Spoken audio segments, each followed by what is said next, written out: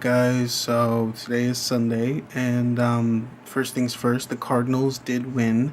They are now 5-1. So they've lost only one game, and that was to Denver, making them 4-0 on the division. They won 24-13. It was a really good game. It was against the Oakland Raiders, and it's not really something to celebrate. They're a winless team, but it is a win. And but I feel like you have the Eagles and a lot of other teams that are really good coming up, and that's what those are the games that you want to win. Those are the games where you want to prove that you're a good team. Carson Palmer threw 22 for 31. 253 yards with 2 touchdowns. Yeah, he did a really good game. I mean, it's not like 400 yards, but it is a really good record. Yeah, I think that's about it. I mean, I feel bad for the Raiders and stuff like that. Winless. But Carson Palmer's returned back to Oakland, and he did a really good job. What else? Oh, okay, Walking Dead. Now this show always seems to surprise me. They do a lot of stuff that is from the comics and what is not from the comics. So, spoiler alert: if you haven't seen the episode, just skip all the way to the end. I'm probably going to talk about it the rest of the video. So we have these really cool, badass, like slow motion walking down the street scenes with Rick and the crew, and they're just walking all kinds of badasses.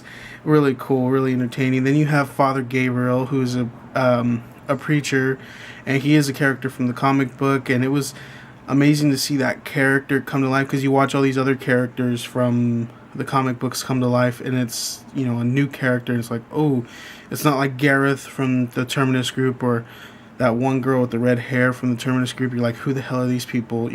It's an actual person, name, features and dress and everything. That's really cool to see them come to life. Father Gabriel, I will say, is not a horrible person. I know people have a lot of suspicion, but he does have a past, and that's all I will say about that. It was, like I said, it was awesome to see him come to life. It was awesome to see his church. They did talk about how he had a lot of food, and then they actually went to where the can drive was going to be held, and that was an awesome scene. They're all chest deep in water, and there was all these zombies that were melted and rotting from the water, all the moisture, and so it was really crazy. And there was a big fight scene there. One of the characters had a scare, which we'll come back to later. So through the whole episode, they realize that they're being watched. I think Daryl kind of knows that he's being watched, so he tells Rick, and Rick tells Carl, "You're never safe. Even if you don't see anything, if you don't hear anything, you're never safe." He tells him stuff like that, and Carl gets the point. But they know that they're being watched, and they have somewhat of a celebration towards the end of the episode, where Sergeant Abraham kind of tells them, we need to go to Washington, D.C. This is something that we really need to put up on the podium of things to do. We know we got a lot of food here. We can rest for a while, but we really just need to get to D.C. so that Eugene, the scientist, can get there, and that they can fight back the virus. Essentially, Eugene has a cure, and the way he's explaining it now is that the same way that the virus infects people, they can infect the dead and kill them all. And that's his reasoning to go to DC. So after Abraham does a big speech, they all decide that they are going to go with him to DC, which is awesome, because that story arc in the book is just fantastic. One of the characters who got a scare, he actually kind of wanders off by himself outside. He has this really sappy moment where he's looking and he's smiling, and he hears everybody inside, and then he gets hit in the back of the head and taken. And the next scene, it shows the Gareth. He's really blurry. And they also showed the guy that Tyrese supposedly killed. He was there as well. And they pan out and they talk. You know, Gareth does his big speech, and then he says something like, "A man's got to eat." And Bob is missing his leg, and Gareth is eating meat. So this is like a section that is pulled directly from the comic books, except with different characters. In the comic books, we had Dale, if you don't remember him from the TV show. He died in about the 3rd season. Dale was the one that got taken, and he was the one that got his leg cut off. He was also the one that had already missing a leg, kind of like Herschel did in the TV show. Well, in that storyline from the comic books, again, if you have not read the comic books, I suggest you go check them out. I know libraries carry them, so that's a cheap way to do that. But if you haven't read it, if you don't want me to spoil anything, I would mute the computer right now.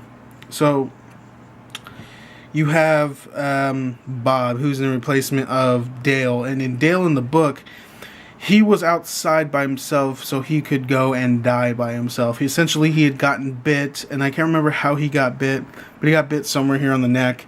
And he went off to die by himself, and those guys took him. And as they were eating him, he starts to laugh at them, and they don't understand why he's laughing. And he tells them, "I am tainted meat." Basically, he's infected.